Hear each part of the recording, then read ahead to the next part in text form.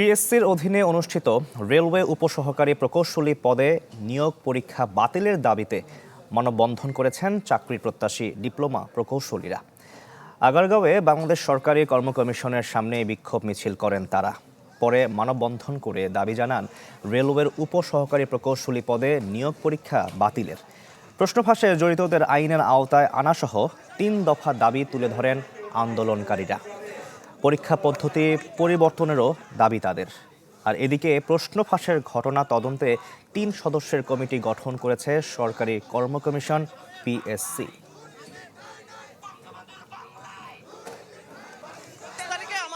প্রশ্ন ফাঁস হয়েছে, আমরা পিএসসি সেই কর্মকর্তাদের বরখাস্ত চাই এবং আমাদের পরীক্ষা পুনরায় চাই। এই পরীক্ষা প্রশ্ন ফাঁস হয়েছে, স্বচ্ছ হয়নি। এই পরীক্ষা বাতিল করে পুনরায় আমরা পরীক্ষার আয়োজন করতে হবে, এটা আমাদের দাবি।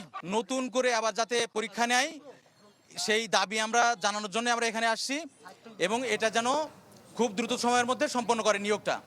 নগদের কাছে সব গ্রাহকই প্রিয়, তাই তো সারা দেশে ক্যাশ আউট চার্জ সবচেয়ে কম। দর্শক, কিছুক্ষণ আগে প্রশ্ন ফাঁস নিয়ে ব্রিফিং করেছেন বাংলাদেশ সরকারি কর্ম কমিশন পিএসসি চেয়ারম্যান। সবশেষ খবর জানাতে সেখান থেকে যুক্ত হচ্ছেন কাজী ফয়সাল। ফয়সাল, প্রশ্ন ফাঁস নিয়ে পিএসসি চেয়ারম্যানের প্রতিক্রিয়া কি দেখলেন? শাকিল, কিছুক্ষণ আগেই কথা বলেছেন পাবলিক সার্ভিস কমিশনের চেয়ারম্যান জনাব মোহাম্মদ সোহরাব হোসেন।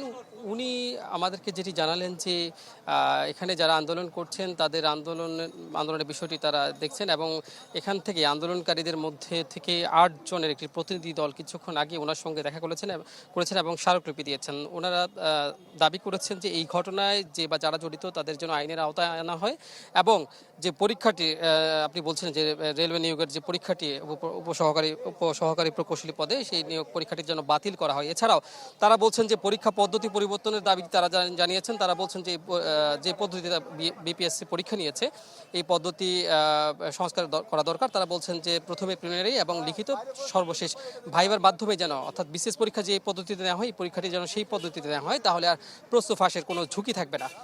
এবং সোহরাব হোসেন যেটি আমাদেরকে বললেন যে চ্যানেল 24 কিন্তু এই বিষয়ে সর্বপ্রথম নিউজটি করেছে এবং এই প্রতিবেদনে যে বিষয়গুলো এসেছে পুরো প্রতিবেদনটি নিয়েই তারা তদন্ত করবেন এবং তারা দেখবেন এই সব কাজে যারা জড়িত তাদের কাউকে ছাড় দেওয়া হবে না। এবং তিনি বলছেন যে এই তার দপ্তরে অর্থাৎ এই বিপিএসসির যে কয়েকজন কর্মকর্তার বিরুদ্ধে অভিযোগ এসেছে এই চক্রের সাথে জড়িত, তাদেরকেও তারা ছাড় দিবেন না এবং তাদের বিষয়ে সিদ্ধান্ত হচ্ছে। এছাড়াও এই ঘটনায় 3 সদস্যের একটি তদন্ত কমিটি গঠন করেছে এবং সেই তদন্ত কমিটি আগামী 15 দিনের মধ্যে এই তাদের তদন্ত প্রতিবেদন জমা দিবেন বলে তিনি আমাদেরকে জানিয়েছেন। তিনি বলেছেন যে সিআইডি যে তদন্ত প্রতিবেদন দিবে তার উপর ভিত্তি করেই তারা সিদ্ধান্ত নেবেন।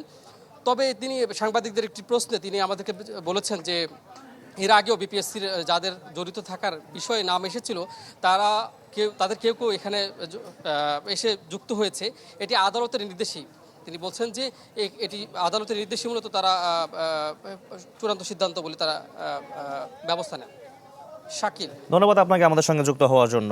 দর্শক, কাজী ফয়সাল যুক্ত হয়েছিলেন আমাদের সঙ্গে।